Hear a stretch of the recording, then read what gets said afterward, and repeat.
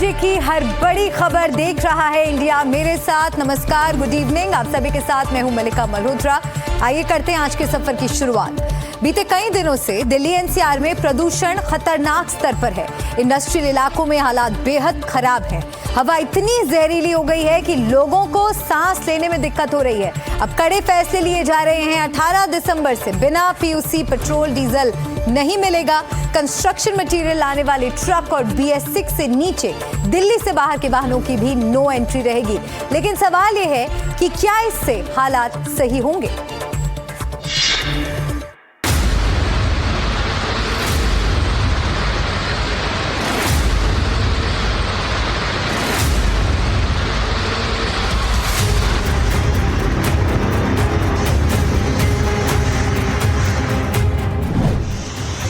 Delhi NCR में वायु प्रदूषण से हेल्थ इमरजेंसी जैसे हालात बने हुए हैं।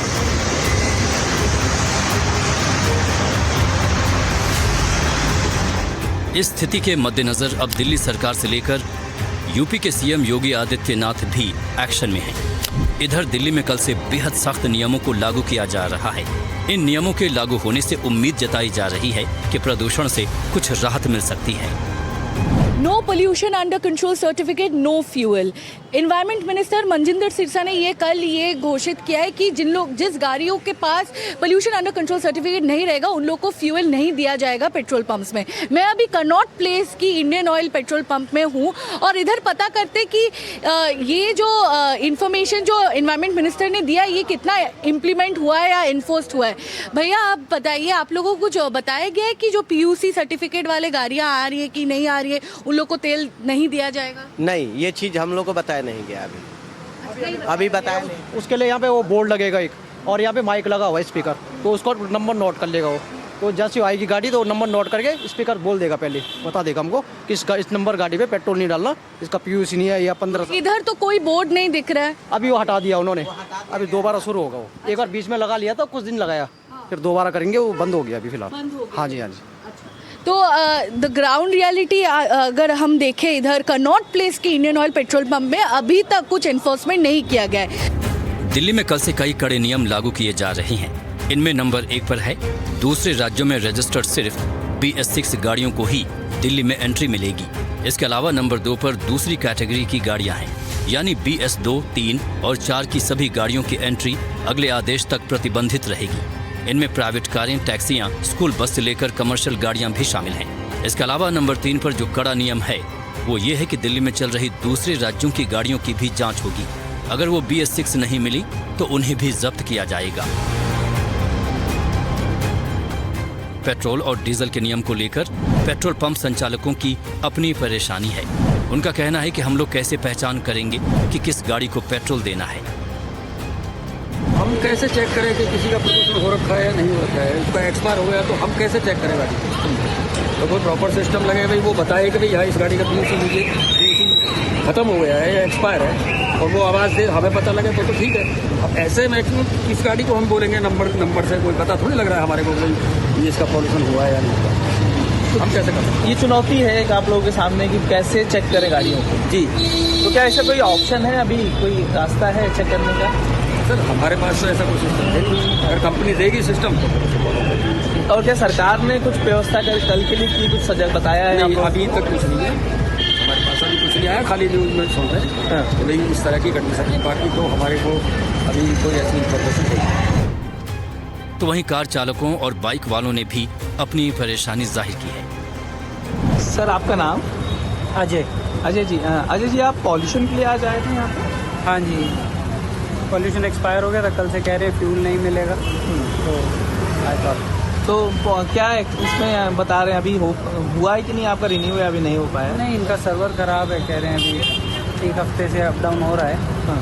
तो सर्वर ख़राब है, तो अब कहीं और देखते हैं, कहीं और से करवाएंगे। कह रहे हैं पूरी दिल्ली के डाउन है सर्वर, और हम कहीं और चेक करेंगे।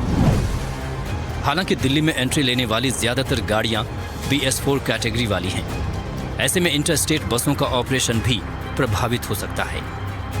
दिल्ली के अंदर जो दिल्ली के बाहर के व्हीकल आते हैं, BS6 से कम के कोई भी व्हीकल्स जो होंगे दिल्ली के अंदर, ध्यान से फिर से सुन लें, BS6 से कोई भी, पहले ट्रक तो बैन है, लेकिन प्राइवेट व्हीकल्स भी अगले ऑर्डर तक दिल्ली के अंदर किसी भी तरीके का बाहर से आने वाला व्हीकल BS6 से कम नहीं होना चाहिए। अगर BS6 से कम कोई भी व्हीकल होगा तो कल के दिन की छूट है, परसों से वो सारे व्हीकल्स को भी दिल्ली में सीज किया जाएगा। दिल्ली में बिना वैध PUCC सर्टिफिकेट वाली गाड़ियों को पेट्रोल डीजल भी नहीं मिलेगा। इसके लिए पेट्रोल पंपों पर ANPR सिस्टम से जांच होगी। कंस्ट्रक्शन मटेरियल ले जा रहे ट्रक, ट्रैक्टर, टेम्पो आदि भी जब्त होंगी। दिल्ली बॉर्डर पर ही उनकी एंट्री रोक दी जाएगी। श्रम मंत्रालय ये निर्देश जारी कर रहा है सभी प्रतिष्ठानों के लिए, दिल्ली के सरकारी और प्राइवेट सभी प्रतिष्ठानों में कल से मैक्सिमम केवल 50% अटेंडेंस अलाउ होगी। बाकी 50% लोगों को वर्क फ्रॉम होम ये मैंडेटरी सभी प्रतिष्ठानों को देना होगा। ये हम लोग कल से लागू करने जा रहे हैं। दिल्ली के जो भी सरकारी हो या प्राइवेट हो, बिजनेस हैं, ऑफिस हैं, सभी को मैक्सिमम केवल 50% आपकी फिजिकल अटेंडेंस ये आप रखें और बाकी 50% लोगों को आप वर्क फ्रॉम होम ये कल से तुरंत लागू करें। इसके लिए हम लोग आज श्रम विभाग के द्वारा एडवाइजरी जारी की जा रही है और डायरेक्शंस जारी की जा रही हैं। दिल्ली से सटे नोएडा, गाजियाबाद और गुरुग्राम से लेकर फरीदाबाद में भी सख्त नियमों को लागू किया जा रहा है, जिसके तहत नोएडा और गाजियाबाद में सड़कों की मशीन से सफाई होगी। 3 दिनों में सर्वे कर फुटपाथ रिपेयर होंगे। IT समेत सभी कंपनियों से वर्क फ्रॉम होम की अपील की गई है। इसके अलावा दिन भर वाटर स्प्रिंकलर का इस्तेमाल किया जाएगा। गुरुग्राम और फरीदाबाद में प्रदूषण को देखते हुए 5वीं तक प्राइमरी कक्षाओं में हाइब्रिड क्लासेस आगे भी जारी रखी जाएंगी। जाहिर है दिल्ली में प्रदूषण सबसे बड़ी चुनौती है।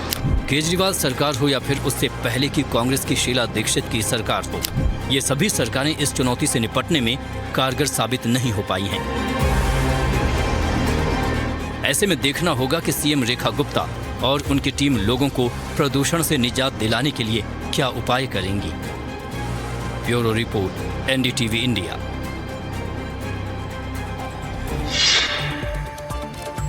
तो दिल्ली में कई इलाकों में AQI 400 के पार बना हुआ है, खतरनाक श्रेणी में है, जिसे लेकर अब सख्ती की जा रही है। बिना प्रदूषण सर्टिफिकेट के डीजल और पेट्रोल नहीं मिलेगा। BS6 गाड़ियों के अलावा सभी गाड़ियों की एंट्री दिल्ली में बंद है। कंस्ट्रक्शन पर पूरी तरह से रोक लगाई गई है। कंस्ट्रक्शन का सामान ले जा रहे वाहनों के भी चालान कटेंगे अगर वो दिल्ली में इस तरह से काम करते हुए नजर आते हैं। तो दिल्ली से सटे ऐसे कई शहर हैं जहाँ के लोग काम करने के लिए दिल्ली जाते हैं। हमने गाजियाबाद में कुछ लोगों से बात की, जानने की कोशिश की कि जो नियम कल से लागू हो रहे हैं उन पर वो क्या सोचते हैं। हर आदमी के पास थोड़ी ना न्यूज पहुंच जाती है। ये तो इस स्टेट ने, गवर्नमेंट ने अपना फैसला लिया है, वो गलत है। बहुत परेशानी का सबक हो गया। हम लोग गाजियाबाद रहते हैं, दिल्ली अक्सर हमारा आना जाना रहता है। दिल्ली जाना आना पड़ता रहता है, कभी कभी काम होता है, कभी कुछ काम हो जाता है, अर्जेंट काम भी हो जाते हैं हमारे, जिसकी वजह से हमें दिक्कत काफी आएंगी। इसकी वजह से परेशानी होगी। अब सरकार की जो इच्छा है उसको मानना पड़ेगा। पिछले कुछ दिनों से दिल्ली NCR का कोहरा प्रदूषण सुर्खियों में है। एक और AQI का स्तर बढ़ता जा रहा है तो दूसरी ओर धुंध और कोहरे की वजह से लोगों की जान पर आफत बनाई है। सिर्फ दिल्ली NCR ही नहीं, दूसरे शहरों में भी कोहरा मुसीबत बन गया।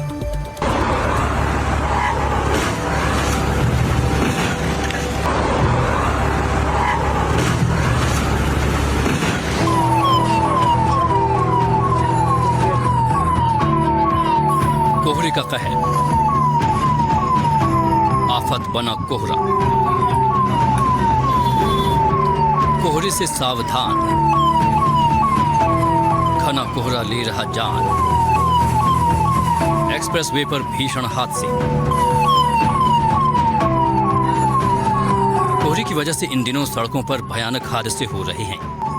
वाहनों की आपस में टक्कर की कई घटनाएं सामने आई हैं। कम विजिबिलिटी लोगों की जान ले रही है। बिजनौर, बस्ती, बरनाला, आगरा, मेरठ, कई इलाकों में सड़क हादसों की डराने वाली तस्वीरें सामने आ रही हैं। तस्वीरें मुरादाबाद की हैं। यहां तेज रफ्तार कार सामने से आ रही टाटा मैजिक से टकरा गई।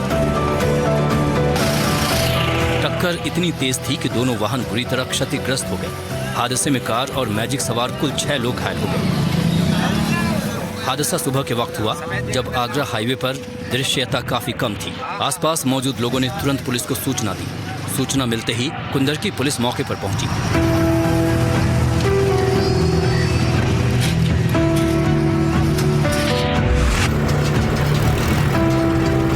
यूपी का बिजनौर शहर, यहाँ के धामपुर इलाके में घने कोहरे की वजह से दर्दनाक हादसा हो गया। मोटरसाइकिल से जा रहे पति पत्नी एक वाहन से टकरा गए। हादसे में पत्नी की मौके पर ही मौत हो गई, जबकि पति गंभीर रूप से घायल हो गया। घने कोहरे की वजह से मोटरसाइकिल चालक को वाहन नहीं दिख सका। इसी के चलते ये दर्दनाक हादसा हुआ। कोहरा बहुत ही घना है, अतः अपनी स्पीड को कम करके ही रखें, सतर्क होकर के चलें। यदि 2 व्हीलर चला रहे हैं तो हेलमेट का प्रयोग अवश्य करें, और 4 व्हीलर चला रहे हैं तो सीट बेल्ट का प्रयोग अवश्य करें। साथ ही रोड पर चूंकि कोहरा है, इस वजह से बहुत ही सतर्कता के साथ वाहन को चलाएं। सड़क परिवहन मंत्रालय की रिपोर्ट के मुताबिक कुल सड़क हादसों में करीब 9% सड़क हादसे धुंध की वजह से ही होते हैं। घने कोहरे की वजह से रोज सड़कों पर हादसे हो रहे हैं।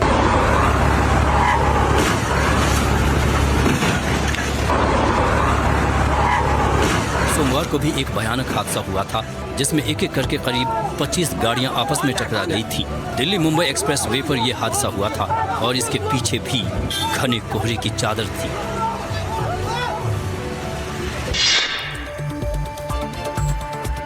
अतिक्रमण हटाने के लिए अब सिर्फ यूपी ही नहीं, देश के अलग अलग राज्यों में लगातार अभियान चल रहे हैं। अवैध दुकानें हटाई जा रही हैं, अवैध मकान गिराए जा रहे हैं। प्रशासन ने साफ कर दिया है कि गैर कानूनी काम नहीं सहा जाएगा। देखिए रिपोर्ट।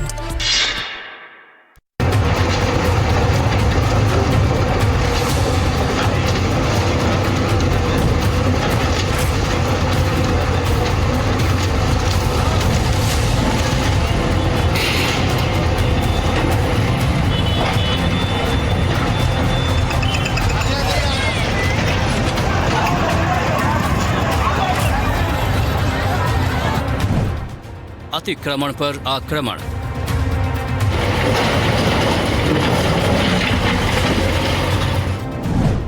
बुलडोजर चला, अवैध निर्माण ढहा।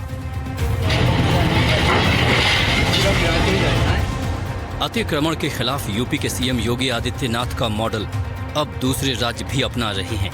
सालों से सरकारी जमीन पर अवैध निर्माण पर अब कार्रवाई हो रही है। जहां जरूरत हो रही है, वहां बुलडोजर से ये अवैध निर्माण गिराया जा रहा है। कानपुर में करीब 75 अवैध मकान जमींदोज कर दिए गए। ये बुलडोजर कार्रवाई मंगलवार को शहर के केशव नगर इलाके में हुई।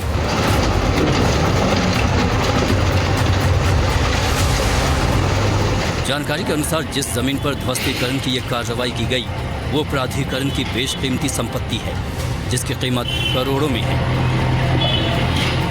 बताया जा रहा है कि पिछले कई साल से यहाँ भू माफियाओं और दूसरे लोगों ने अवैध रूप से कब्जा जमा रखा था। बताया जा रहा है कि प्रशासन ने कई बार नोटिस जारी किया था। आखिरकार भारी पुलिस बल, पीएसी और कानपुर विकास प्राधिकरण के प्रवर्तन दल की गाड़ियां पहुंची और कार्रवाई शुरू कर दी गई। इस कार्रवाई से कई लोगों के घर टूट गए। लोगों को अपना सामान लेकर घरों से बाहर बैठना पड़ रहा है।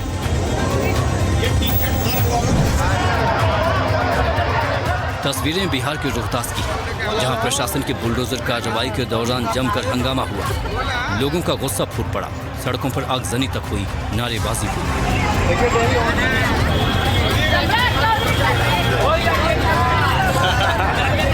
मंगलवार को रोहतास के कनाल रोड में ये बुलडोजर एक्शन हुआ। इसके खिलाफ काफी संख्या में बेघर हुए महिलाएं, पुरुष और बच्चों ने प्रदर्शन किया। इससे यातायात भी प्रभावित हुआ। पुलिस प्रशासन की टीम ने काफी मशक्कत के बाद सभी प्रदर्शनकारियों को सड़क से हटाया। प्रदर्शन कर रहे लोगों का कहना है कि उन्हें प्रशासन की ओर से अपना अवैध निर्माण हटाने के लिए कोई मोहलत नहीं दी गई। अगर उन्हें कुछ वक्त दिया जाता तो रहने के लिए कोई व्यवस्था हो जाती। वो ऑर्डर कर दीजिएगा कि घर टूट रहा है, कहूँ व्यवस्था करेंगे हम लोग। एक बैगे आया जो ज्यादा लगा दिया, तो हम लोग कहाँ जाएंगे? हम लोग का घर चाहिए, हम कहाँ जाए? हम क्या दिन तक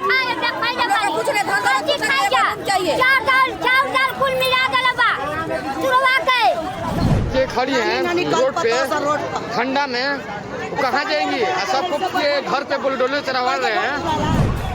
बताया जा रहा है कि कार्रवाई की चपेट में 10 से 15 घर आए हैं। सड़कों के किनारे बनाए गए अस्थायी ढांचे, गुमटी, चबूतरे भी तोड़ दिए गए।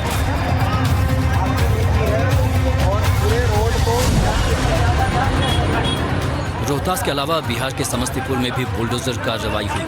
डीएम के निर्देश पर नगर निगम क्षेत्र में बढ़ते अतिक्रमण को रोकने के लिए विशेष अतिक्रमण हटाओ अभियान चलाया गया।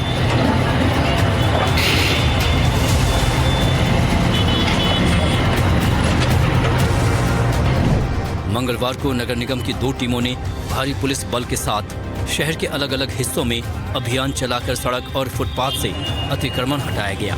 कई दुकानदारों ने आनन फानन में अपना सामान समेटना शुरू कर दिया। नगर निगम अधिकारियों के मुताबिक सड़क और फुटपाथ पर दुकानें लगाने से यातायात बाधित होता है, जिससे आम लोगों को भारी परेशानी का सामना करना पड़ता है। इसी को देखते हुए ये अभियान चलाया गया। गुजरात में भी लगातार बुलडोजर कार्रवाई हो रही है।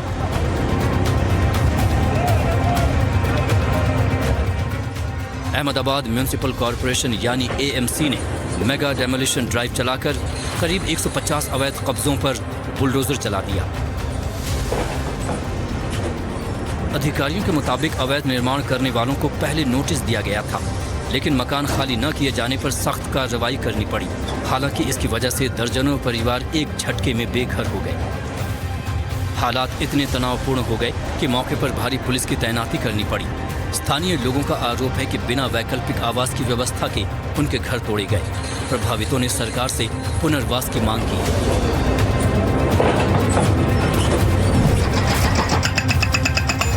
एमपी के छतरपुर में भी बुलडोजर गरजा। इस बार शासकीय जमीन पर कथित अवैध कब्जे के खिलाफ कार्रवाई की गई। करीब 20 घरों पर बुलडोजर की कार्रवाई की गई। लोगों का गुस्सा इस बात पर है कि एक दिन का नोटिस मिला। इस कड़ाके की ठंड में लोग कहां जाएं? विगत अप्रैल माह से यहाँ पे अतिक्रमणकारियों को नोटिस दी जा रही थी कि ये अतिक्रमण हटा लें। अनाउंस करके स्वयं यहाँ पर स्वयं में चर्चा 1-to-1 चर्चा करके सबको बताया गया था कि ये अतिक्रमण आप लोग हटा लें। कुछ लोगों द्वारा अतिक्रमण हटा लिया गया था, परंतु कुछ लोगों जिन्होंने नहीं हटाया था उनको आज आंशिक रूप से हटवाया गया। राजस्व विभाग और नगर पालिका की टीम ने पूरी शेष में कार्रवाई कर रही थी जी इंक्रोचमेंट पूरी सूचना देकर, और जो भी लोग आज पुलिस की उपस्थिति में और जो विभाग अन्य विभाग के सबकी उपस्थिति में इंक्रोचमेंट हटाने की कार्रवाई की जा रही है। तस्वीरें एमपी के रायसेन जिले की हैं। यहाँ लंबे समय से चले आ रहे अतिक्रमण पर सख्त कार्रवाई की गई। अतिक्रमण को लेकर लगातार शिकायतें मिल रही थी। स्थानीय लोग इससे काफी नाराज थे। इसी को देखते हुए पुलिस और नगर पालिका ने अवैध निर्माण पर बुलडोजर चलाया। Bureau report, NDTV India.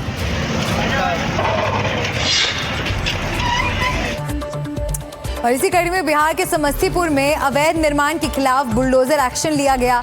नगर निगम की 2 टीमों ने सड़क और फुटपाथ से अतिक्रमण हटाया। जैसे ही कार्रवाई शुरू हुई, दुकानदारों में अफरा तफरी मच गई। कई लोगों ने आनन फानन में अपना सामान समेटना शुरू कर दिया। अधिकारियों ने दुकानदारों को सख्त चेतावनी दी कि आगे अतिक्रमण पाया गया तो सामान जब्त करने के साथ साथ दुकानदारों के खिलाफ कानूनी कार्रवाई होगी। और समस्तीपुर की तर्ज पर बिहार के रोहतास में भी बुलडोजर चला, लेकिन इसी बीच दुकानदारों का गुस्सा फूट पड़ा।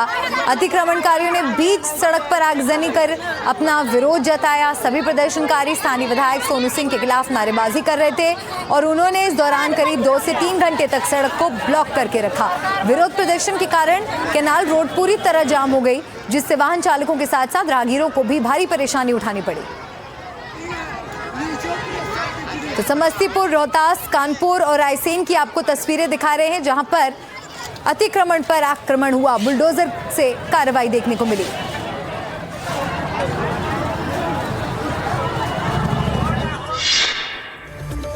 यूपी में किसी भी तरह का कोई अपराध बर्दाश्त नहीं किया जाएगा। यूपी के सीएम योगी आदित्यनाथ ये पहले ही साफ कर चुके हैं। बात चाहे माफियाओं की हो, अवैध कब्जे की हो, दंगाइयों की हो या फिर कालाबाजारी करने वालों की हो, सीएम योगी ने अब नकली खाद बेचने वालों को भी चेतावनी दी है। साफ कहा है कि दोषियों के खिलाफ एनएसए के तहत कार्रवाई की जाएगी।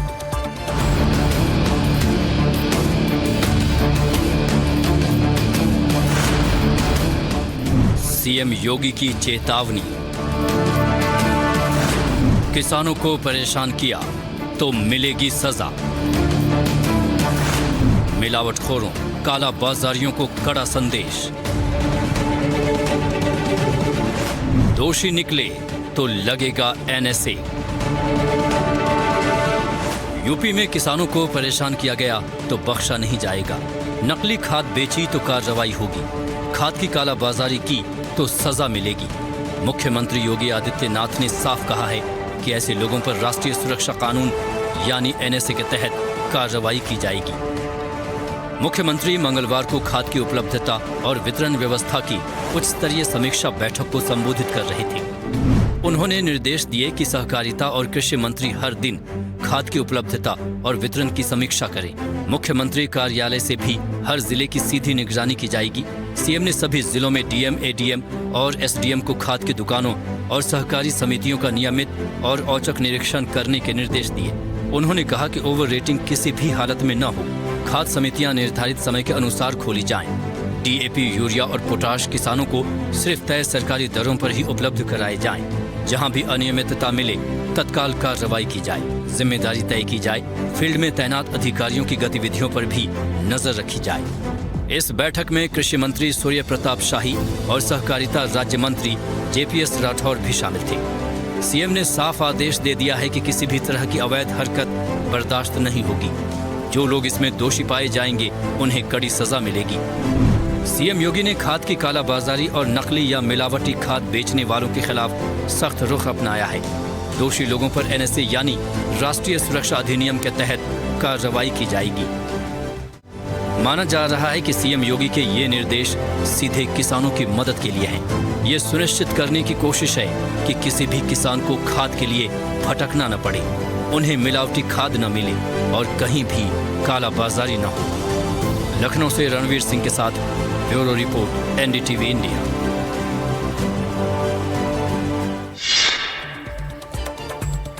और अब खबर यूपी के नोएडा से, जहां मारपीट का एक वीडियो सामने आया है। बीच सड़क दो पक्षों में जमकर मारपीट हो रही है। महिलाओं को भी जमकर पीटा गया है।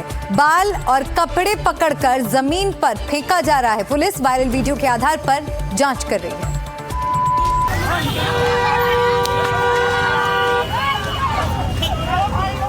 बीच सड़क दे दनादन, महिलाओं को भी पीटा, लाठी डंडों से हमला। नोएडा में सड़क पर दो पक्षों के बीच हुई जमकर मारपीट का ये वीडियो वायरल हो रहा है। वीडियो में लाठी डंडों से एक दूसरे पर हमला करते लोग दिख रहे हैं। दौड़ा दौड़ा कर एक दूसरे को मारा जा रहा है। मारपीट के दौरान महिलाओं को भी बेरहमी से पीटा जा रहा है। बाल और कपड़े पकड़कर जमीन पर फेंका जा रहा है। इस मारपीट की चपेट में कुछ गाड़ियां भी आ गई। बीच सड़क पर ट्रैफिक जाम भी लग गया। ये मामला नोएडा के थाना सेक्टर 49 क्षेत्र का है। जो जानकारी मिली है इसके मुताबिक घटना 13 दिसंबर की है। सेक्टर 76 के पास दो पक्षों में मारपीट होती है। बताया जा रहा है कि एक शख्स अपने दो साथियों के साथ कबाड़ का सामान बेचने के लिए सेक्टर 49 स्थित एक कबाड़ी की दुकान पर गया था। इस दौरान कबाड़ के सामान की तौल कम ज्यादा होने को लेकर दोनों पक्षों के बीच कहासुनी हो गई, जो देखते ही देखते मारपीट में बदल गई। पुलिस ने कुछ लोगों पर कार्रवाई भी की है। वीडियो के आधार पर आगे की जांच की जा रही है। Bureau report, NDTV India. कर दी हत्या इसलिए कर दी क्योंकि वो बिना बुर्का पहने घर से बाहर चली गई थी। इतना ही नहीं, उसने तीनों शवों को घर के आंगन में सेप्टिक टैंक में दफना दिया। आज हमारी पुलिस ने क्षेत्राधिकारी कहराना हमारे एएसपी साहब से बातचीत से किया। उसने घटना स्वीकार कर ली।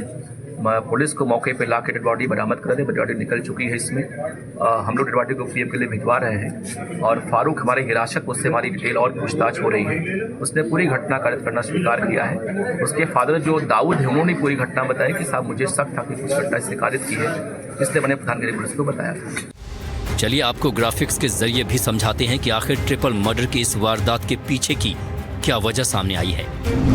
दरअसल फारूक बिना बुर्के के पत्नी के मायके जाने से नाराज था और उसने गुस्से में पहले पत्नी को गोली मारी, फिर 2 बेटियों की हत्या कर दी। हत्या कर शवों को सेप्टिक टैंक के लिए बने गड्ढे में छिपा दिया। पत्नी और 2 बेटियों के गायब होने की जांच हुई तो खुलासा हुआ 9 दिसंबर को ही हत्याकांड को दिया गया था अंजाम। गड्ढे से तीनों के शव बरामद किए गए। आरोपी पति को गिरफ्तार कर लिया गया है। ताहिरा के माता पिता इस वारदात से सन्न हैं, तो वहीं इलाके के लोगों ने भी आरोपी फारूक को फांसी की सजा देने की मांग की है और अंदेशा जताया है कि ट्रिपल मर्डर की इस वारदात में अन्य लोग भी शामिल हो सकते हैं, क्योंकि एक साथ 3-3 शवों को दफनाना किसी अकेले के बस की बात नहीं है। Bureau report, NDTV India.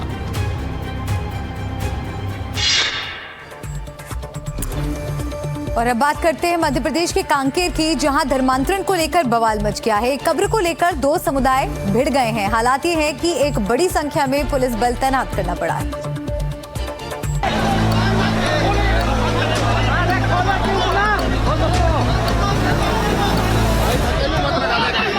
Kanker में कब्र को लेकर भिड़े 2 समुदाय। कब्र को लेकर 2 समुदायों में जारी है टक्कर।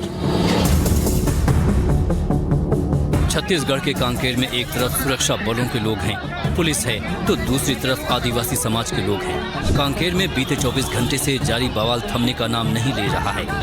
कांकेर में हंगामा कर रहे लोग आदिवासी समाज के हैं।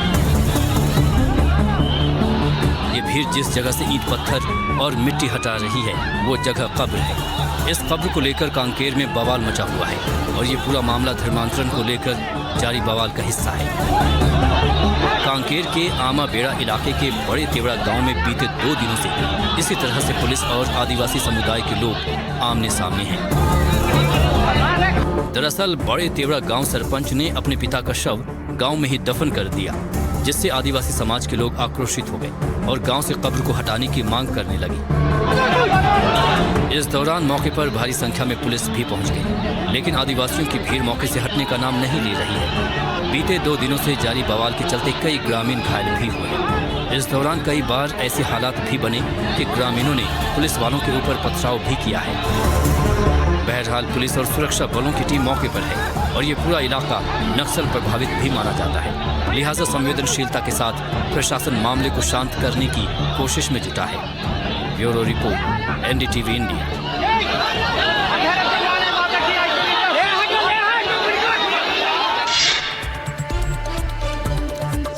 महाराष्ट्र में ठाणे के अंबरनाथ में अज्ञात बदमाशों ने बीजेपी नगर सेवक पद के प्रत्याशी के कार्यालय पर जानलेवा हमला कर दिया। हमलावरों ने कार्यालय को निशाना बनाते हुए लगातार 5 से 6 राउंड फायरिंग की। इस हमले में बीजेपी प्रत्याशी पवन वालेकर बाल-बाल बच गए, लेकिन उनके सहयोगी गंभीर रूप से घायल हो गए।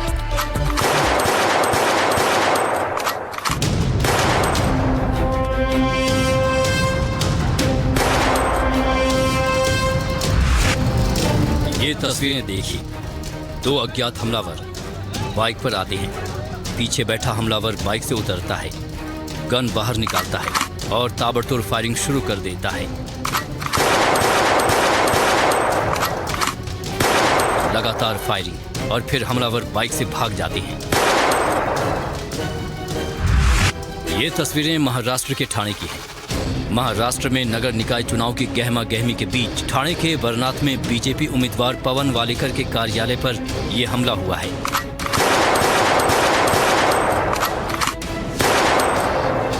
अज्ञात हमलावरों ने धड़ाधड़ फायरिंग की।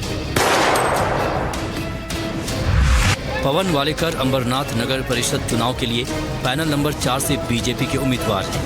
बीती रात अज्ञात हमलावरों ने उनके कार्यालय को निशाना बनाकर गोलियां चलाईं। जब हमलावरों का पीछा करने की कोशिश की गई तो इस दौरान एक शख्स घायल हो गया। पवन वालेकर अपने कार्यकर्ताओं के साथ अपने कार्यालय में मौजूद थे। रात 12:30-1 के दरमियान एक बाइक पर सवार 2 लोग आते हैं और दोनों ही आने के बाद पीछे बैठा शख्स कार्यालय के दिशा में गोलियां चलाना शुरू कर देता है। पुलिस के मुताबिक इस कार्यालय पर 4 राउंड फायरिंग की गई है और 1 राउंड मिस हुआ है। इसमें एक शख्स जो हमलावरों के पीछे दौड़े थे वो जख्मी बताए जा रहे हैं। फिलहाल इस पूरे मामले की अंबरनाथ पुलिस जांच कर रही है। 2 जन आए गाड़ी पे से, एक जन उतरा, भाई ने उतने में देखा उनको, भाई ने देखा तो फिर भाई ने देख के भाग गए उनको। दूसरे बॉडीगार्ड थे, दद्दा नाम है उनका, वो भी इधर दद्दा थे, उनको धक्का दे दिया। फिर धक्का देने के बाद वो गिर गए, मतलब सेफली थे सब किसको कुछ हो गया नहीं है। फिर बाद में नीरज अंकल में और हम लोग भागे, उनका पाटला कर रहे हैं, तो इधर से हम लोग भागे तो नीरज अंकल पे एक गोली चला दी उन्होंने। ये हमला तब हुआ है जब अंबरनाथ में मुख्यमंत्री देवेंद्र फडणवीस की बड़ी जनसभा होनी थी। अंबरनाथ पुलिस ने मामले की गंभीरता को देखते हुए अज्ञात हमलावरों के खिलाफ जांच शुरू कर दी है।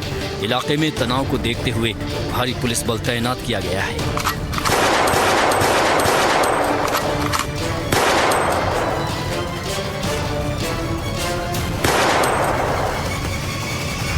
इसके बारे में जब हमलावर हमारे हिरासत में होंगे तभी विस्तृत से सभी को बताया जाएगा। इसके पीछे कौन लोग हैं, एक्चुअल इसमें क्या कारण है और ये घटना करने के लिए उन्होंने क्यों ऐसा प्रयास किया है, इसके बारे में बताया जाएगा। भाजपा नेताओं की एक ही मांग है कि इस मामले का खुलासा होना चाहिए और जल्द से जल्द जो हमलावर है और उनके पीछे का जो सूत्रधार है उसकी गिरफ्तारी होनी चाहिए।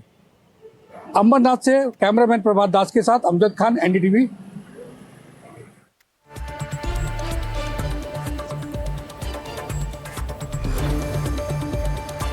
अंबाला हाईवे पर पंजाब पुलिस की एंटी गैंगस्टर टास्क फोर्स और मोहाली पुलिस के जॉइंट ऑपरेशन में कबड्डी खिलाड़ी और प्रमोटर राणा बलाचौरिया हत्याकांड का एक शूटर मारा गया। एनकाउंटर के दौरान 2 पुलिसकर्मी गोली लगने से घायल हुए हैं। इलाके में सतर्कता बढ़ा दी गई है और आगे की जांच की जा रही है। अंबाला हाईवे पर एनकाउंटर, कबड्डी प्रमोटर राणा हत्याकांड का शूटर ढेर।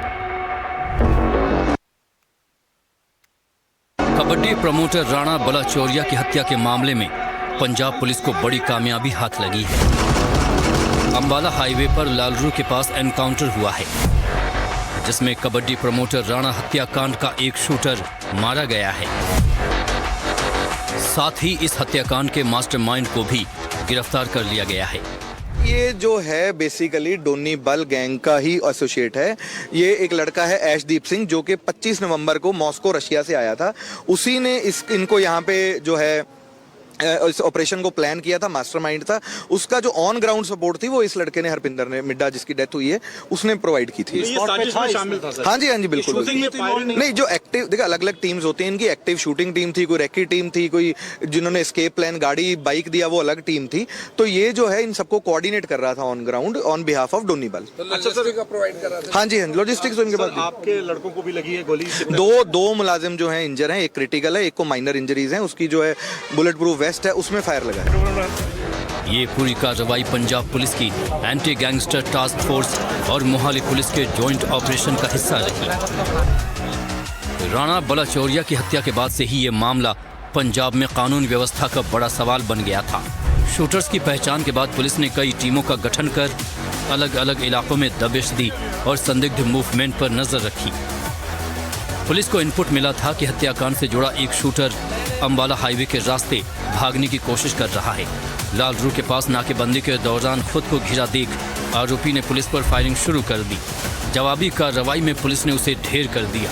इस मुठभेड़ में 2 पुलिसकर्मी गोली लगने से घायल हो गए, जिन्हें तुरंत अस्पताल में भर्ती कराया गया।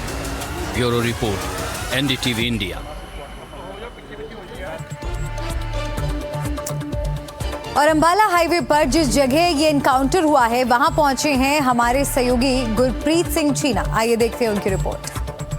इस वक्त हम इनकाउंटर साइट पे हैं। मैं अपने कैमरामैन साथी को कहूँगा तस्वीरें दिखा दे। इस बिल्डिंग में हरपिंदर नाम का एक अक्यूज था जो गैंगस्टर्स का एसोसिएट है, वो यहाँ था। एसएसपी का कहना है कि उनके पास इंफॉर्मेशन थी। एक अक्यूज को एयरपोर्ट से अरेस्ट किया जाता है, उसके बाद उनके पास लीड आती है कि हरपिंदर नाम का व्यक्ति जो इस कबड्डी प्लेयर के मर्डर में इन्वॉल्व है वो इस बिल्डिंग में है। और जैसे पुलिस टीम यहाँ पहुँचती है, हरपिंदर फायर्स ओपन कर देते हैं। मैं अपने कैमरामैन साथी को कहूँगा तस्वीरें दिखा दे, क्योंकि यहाँ पे हम देख रहे हैं कई बुलेट रिकवर की गए हैं। पुलिस लगातार यहाँ पे सर्च ऑपरेशन कर रही है और एसएसपी मोहाली का कहना है कि जो हरपिंदर है उसका मेजर रोल है, क्योंकि वो लॉजिस्टिक प्रोवाइड कर रहा था, वो एग्जीक्यूट कर रहा था।